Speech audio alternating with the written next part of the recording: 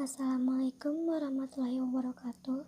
Sebelumnya perkenalkan, nama saya Mila Nurul Kamila dengan NIM 3403180027 kelas akuntansi B.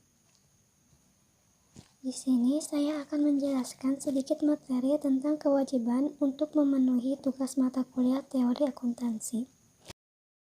Kewajiban merupakan elemen neraca yang akan membentuk informasi sematik berupa posisi keuangan bila dihubungkan dengan elemen yang lainnya, yaitu aset dan ekuitas atau pos-pos rinciannya.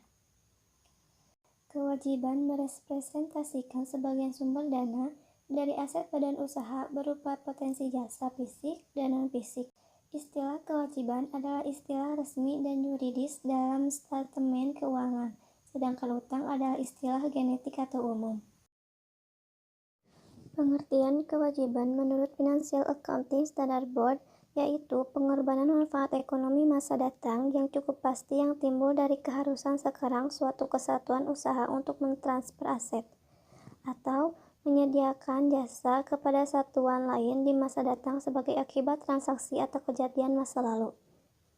Keharusan ini bermakna keharusan melunasi atau memenuhi tanggung jawab bisnis atau keuangan baik secara moral, etis, sosial, atau hukum. Kewajiban mempunyai 3 karakteristik utama. Yang pertama, pengorbanan manfaat ekonomi masa datang. Untuk dapat disebut sebagai kewajiban, suatu objek harus memuat suatu tugas atau tanggung jawab kepada pihak lain yang mengharuskan kesatuan usaha untuk melunasi, menunaikan, atau melaksanakannya dengan cara mengorbankan manfaat ekonomi yang pasti di masa mendatang. Yang kedua, menjadi keharusan sekarang. Transaksi atau kejadian masa lalu menimbulkan keharusan sekarang pada tanggal pelaporan, yang berarti bahwa seandainya pada saat sekarang perusahaan harus mengorbankan manfaat ekonomi, maka hal tersebut harus dilakukan. Kewajiban sekarang yang menimbulkan kewajiban bersifat kontraktual, konstruktif, demi keadilan dan bertanggung jawab.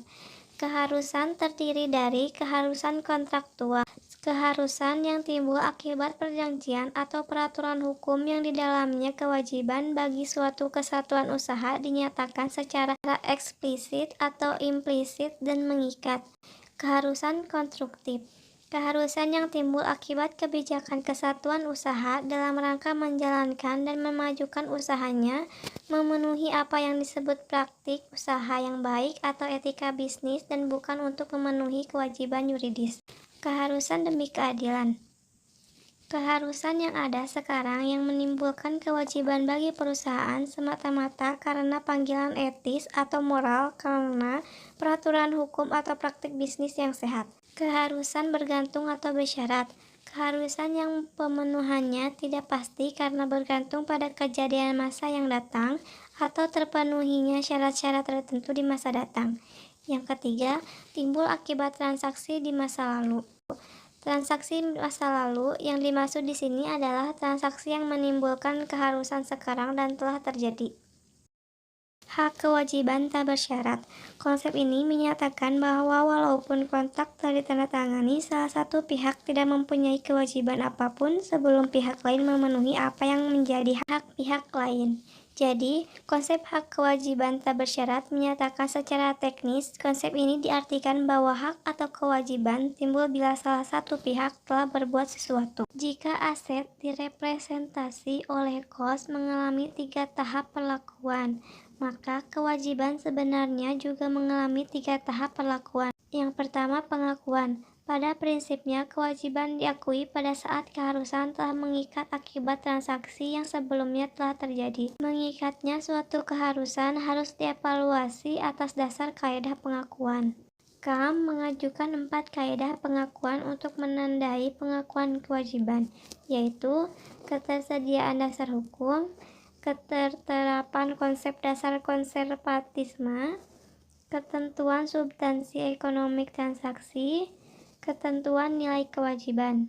Pengukuran. Pengukuran yang paling objektif untuk menentukan kos kewajiban pada saat terjadinya adalah penghargaan kesepakatan dalam transaksi-transaksi tersebut dan bukan jumlah rupiah pengorbanan ekonomi masa datang. Jadi, konsep dasar penghargaan berlaku baik untuk aset maupun untuk kewajiban. Hal ini berlaku khususnya untuk kewajiban jangka panjang. Untuk kewajiban jangka pendek, kos penundaan dianggap tidak cukup material sehingga jumlah rupiah kewajiban akan sama dengan jumlah kas masa datang. Penilaian. Jika pengukuran mengacu pada penentuan nilai keharusan sekarang, pada saat terjadinya, penilaian mengacu pada saat penentuan nilai keharusan sekarang, pada setiap saat terjadinya kewajiban sampai dilunasinya kewajiban. Makin mendekati saat jatuh tempo, nilai kewajiban akan makin mendekati nilai nominal. Jadi, penilaian kewajiban pada saat tertentu adalah penentuan jumlah rupiah yang harus dikorbankan seandainya pada saat tersebut kewajiban harus dilunasi. Yang ketiga, pelunasan. Dasar atau atribut penilaian kewajiban, harga pasar sekarang, berbagai kewajiban yang melibatkan komoditas dan surat-surat berharga.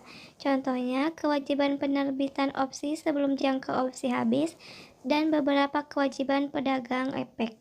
Nilai pelunasan neto. Berbagai kewajiban yang melibatkan jumlah rupiah yang cukup pasti, tetapi waktu pelunasannya tidak cukup pasti. Contohnya utang usaha, utang garansi, dan utang wesel jangka pendek. Nilai diskonan aliran kas masa datang. Kewajiban moneter jangka panjang jumlah rupiah maupun saat pembayaran cukup pasti. Contohnya utang obligasi dan utang wesel jangka panjang. Sekian materi yang dapat saya sampaikan. Terima kasih. Wassalamualaikum warahmatullahi wabarakatuh.